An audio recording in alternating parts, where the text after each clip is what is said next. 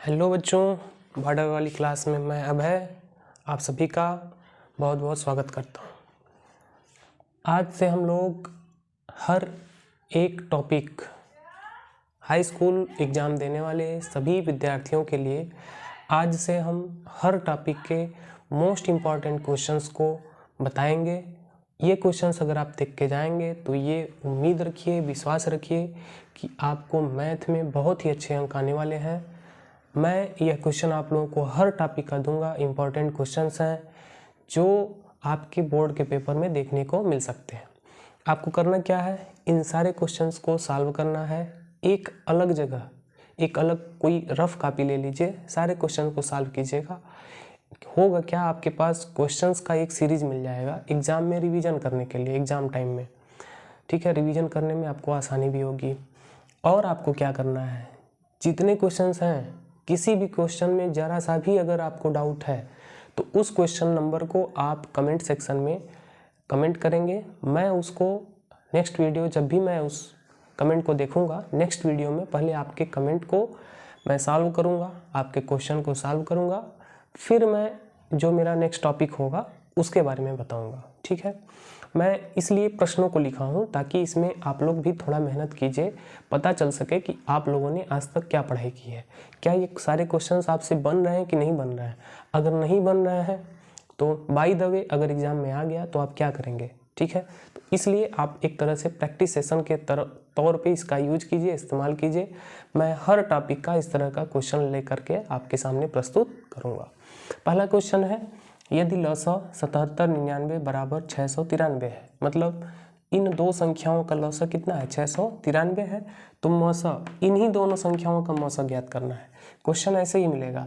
अब होगा क्या एग्जाम में, मैं यहाँ 77 99 लिखा हूँ तो कोई ज़रूरी नहीं है 77 99 रहे, यहाँ 12 36 कर देगा, 12 48 कर देगा, कुछ भी कर सकता है। ठीक है, तो प्रोसेस क्या है एग्ज़ाम लगाने का, ये इंपॉर्टेंट है। तो ये इंपॉर्टेंट क्वेश्चन हो गया। दूसरा क्वेश्चन इंपॉर्टेंट क्या है, दो संख्याओं का मौसा 27 है तथा उनका लौसा 62 है। यदि उनमें से एक संख्या 54 है तो दूसरी संख्या ज्ञात कीजिए। आई होप आपको दिख रहा होगा आपको दिख रहा होगा। थर्ड क्वेश्चन क्या है, 6 72 120, 6 72 120 का लौसा ज्ञात कीजिए, मौसा भी ज्ञात कीजिए। किस विधि से, यूक्लिड विभाजन एल्गोरिथम से। इसको गुणनखंड विधि से आप लौसा निकालेंगे और इन्हीं संख्याओं का मौसा भी निकालेंगे। किस विधि से, यूक्लिड विभाजन एल्गोरिथम से। सहअभाज्य संख्या किसे कहते हैं, देखिए क्वेश्चन में ये नहीं आएगा सहअभाज्य संख्या किसे कहते हैं, ये नहीं आएगा, लेकिन वो पूछ देगा कि निम्नलिखित में से सहअभाज्य संख्याओं का युग्म कौन सा है।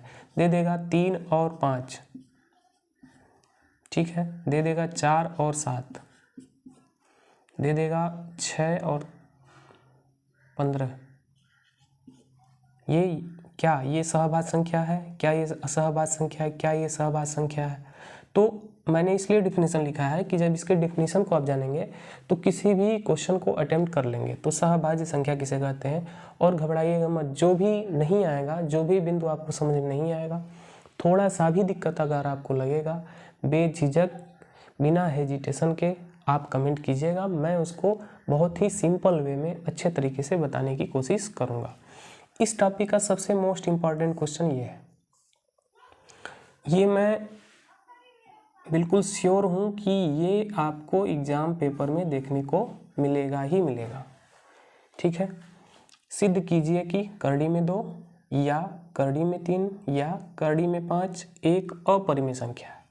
ठीक है, और इसके नेक्स्ट में है, दर्शाइए कि 5 माइनस करड़ी में 3 एक अपरिमेय संख्या है, और ये 5 करड़ी में 2 और ये 5 माइनस करड़ी में 3, ये दोनों क्वेश्चन एक तरीके से लिखेंगे। ठीक है, एक तरह से लगेंगे, बाकी इनका तीनों का प्रोसेस एक है। ठीक है, तो ये दोनों क्वेश्चन आपको मोस्ट इम्पॉर्टेंट हैं, जो कि आपके एग्ज़ाम के पेपर में देखने को मिलेंगे ही मिलेंगे।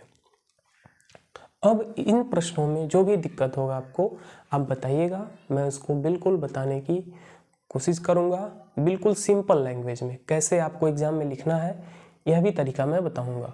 लेकिन कब, जब आप लोग कमेंट करेंगे तब। ठीक है, तो इसको आप स्क्रीनशॉट लीजिए, नोट कीजिए। फिर हम इसके बाद जो आपका नेक्स्ट टॉपिक है बहुपद, उसके भी इम्पोर्टेंट क्वेश्चंस को लेके आएंगे। तो अगर आप मेरे चैनल पे नए हैं तो प्लीज़ चैनल को सब्सक्राइब कीजिएगा। अगर वीडियो को आपने लाइक नहीं किया है तो वीडियो को ज़रूर लाइक कीजिएगा। जो क्वेश्चन समझ में नहीं आया है उसको कमेंट कीजिएगा। सारे क्वेश्चन अगर समझ में आ रहे हैं आपको तो भी कमेंट कीजिएगा, ताकि मुझे पता चल सके कि आप लोगों की तैयारी कैसी चल रही है। फिर मिलते हैं हम लोग नेक्स्ट वीडियो में, तब तक के लिए जय हिंद।